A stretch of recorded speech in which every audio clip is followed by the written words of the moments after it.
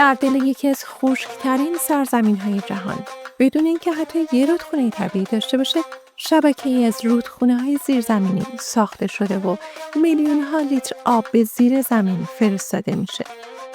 این یه داستان علمی تخیلی نیست.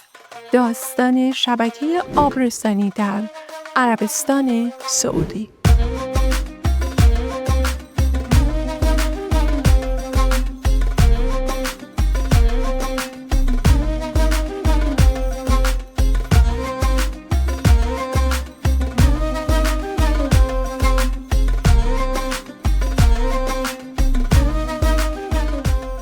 تصور کنید وسط بیابونی خشک و بی‌انتها ایستادید. آفتاب مثل شمشیر از آسمون میباره، هیچ سایه‌ای نیست و حتی صدای پرنده‌ای هم شنیده نمیشه. اما درست زیر پات در عمق چند 10 متری رودخونه‌ای از آب شفاف و خنک در حال جریانه. ممکن عجیب به نظر برسه، ولی واقعیتیه که همین حالت تو عربستان اتفاق میفته. تو این ویدیو با فرادانستنی همراه باش تا ببینیم کشوری که بارش سالانش کمتر از 100 میلیمتره و سالها با بحران کم آبی دست و پنجه نرم کرده چطور تونسته همچین رودخونه‌هایی ایجاد کنه. و در انتهای ویدیو هم با یه پروژه فوق‌العاده و شگفت‌انگیز دیگه‌ای از این کشور آشنا بشید. عربستان سعودی سرزمین نفت و شن، دمای 50 درجه، تبخیر شدید و بارونی که بعضی سالا حتی یه بارم دیده نمیشه. بیشتر آب آشامیدنی عربستان از سفره‌های زیرزمینی و آبایی که هزاران سال پیش تو لایه‌های عمیق زمین ذخیره شده بودن تامین میشد. به کمک پمپ‌ها این آبا به سمت شهرها، زمینه کشاورزی و خونه‌ها هدایت میشد. ولی واقعیت اینه که منابع زیرزمینی بی پایان نیستن و از اونجایی که بارش باران هم تو این کشور بسیار کمه، پس نمیتونه آبی که از زمین گرفته شده و مصرف شده رو دوباره به زمین برگردونه. تو دهه 90 میلادی عربستان متوجه شد که خیلی از سفره‌های زیرزمینی به سرعت در حال خالی شدنن. شهرهای بزرگ مثل ریاض، جده و دمام تو آستانه بحران قرار گرفته بودن. و کارشناسا هشدار دادن که بدون یه راه حل بزرگ حتی تامین آب برای نوشیدن هم به مشکل میخوره. عربستان موقعیت جغرافیایی خوبی داره. از غرب به دریای سرخ و از شرق به خلیج فارس دسترسی داره و این یعنی دسترسی به 2 پهنه آبی بزرگ. سال 1985 دولت عربستان اولین مراحل پروژه ملی انتقال آب شروع کرد. هدف این پروژه رسوندن آب شیرین از سواحل به شهرهای بزرگ و مناطق کشاورزی بود. اما نه از روی زمین بلکه در دل خاک. صدها کیلومتر لوله فولادی تو عمق زمین دفن شدن و آب را از طریق این لوله ها انتقال دادن. این خط لوله ها از جنس فولاد با پوشش ضد خوردگی و فشار بالا ساخته شده. و اما چرا در عمق زمین؟ چون تو دمای 50 درجه آب روی سطح زمین میتونه تا 30% قبل از رسیدن به مقصد تبخیر بشه. دفن کردن لوله ها خاک رو به یه عایق طبیعی تبدیل میکنه که هم دما رو پایین نگه میداره و هم از آب در برابر بادهای سوزان و گرد و غبار محافظت میکنه. این سیستم باعث شده آب بدون افت کیفیت و با حداقل هدر به صدها کیلومتر دورتر برسه. این لوله ها آب رو از شهرهای ساحلی مثل جبیل و ینبع به قلب کشور پمپاژ میکنن.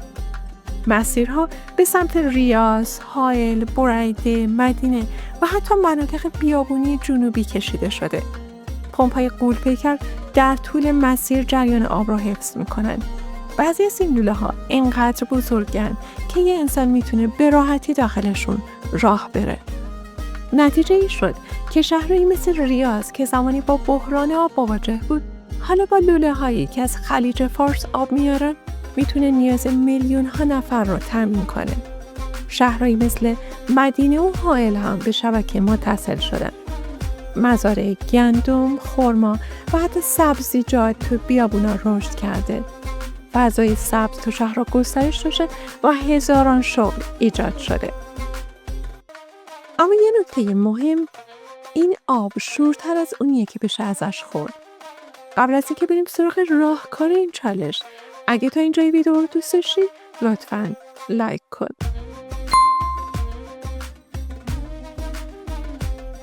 برای رفع شوری این آب، عربستان از تکنولوژی شیرین سازی آب دریا استفاده کرد.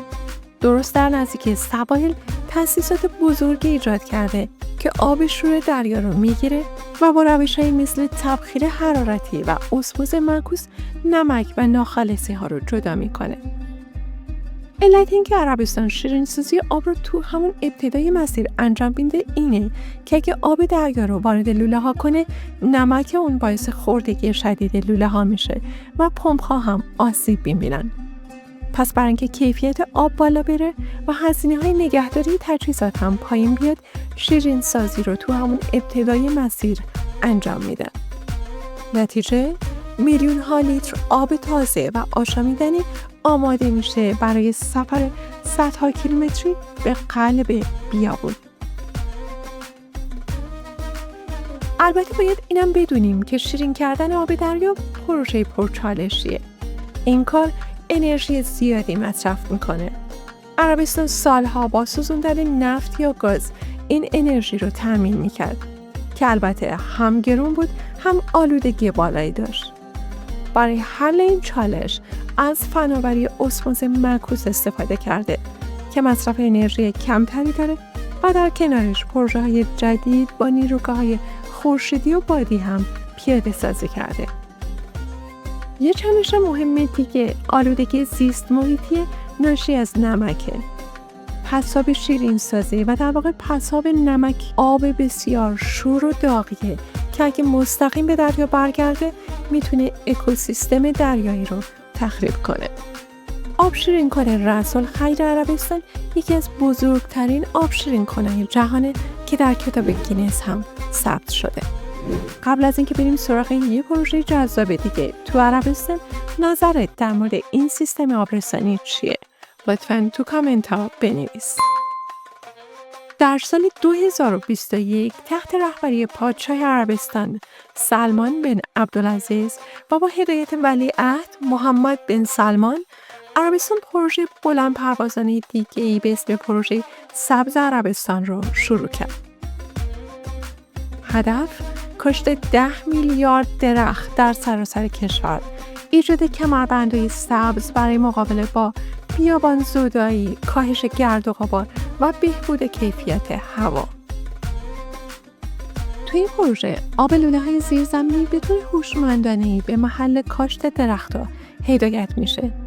مناطق خشک به پارک‌ها، باغ‌ها و جنگل‌های مصنوعی تبدیل میشه. این بخشی از برنامه ویژن 2030 که آینده پایدارتر رو برای کشور عربستان ترسیم میکنه. اگه این پروژه شگفت‌انگیز موفق بشه، شاید روزی تو دل بیابونای عربستان جنگلایی ببینیم که قابل باور نباشه. اگه به پروژه خارق‌العاده دیگه توی کشورهای مختلف علاقه‌مندی، پیشنهاد میکنم ویدیوی چین رو هم حتما ببینین که قطعاً شگفت زده میشید. اگر هم به پیشرفت کشورها علاقه دارین، ویدیوی دبی رو پیشنهاد میکنم. تو این ویدیو هم از پیشرفت‌های دبی گفتیم و هم بخش‌های تاریک این شهر و ماجراهایی از فرار پرنسس‌های دبی رو توضیح دادیم. اگه این ویدیو رو دوست داشتی، همین حالا کانال رو سابسکرایب کن تا ویدیوی بعدی رو از دست ندید.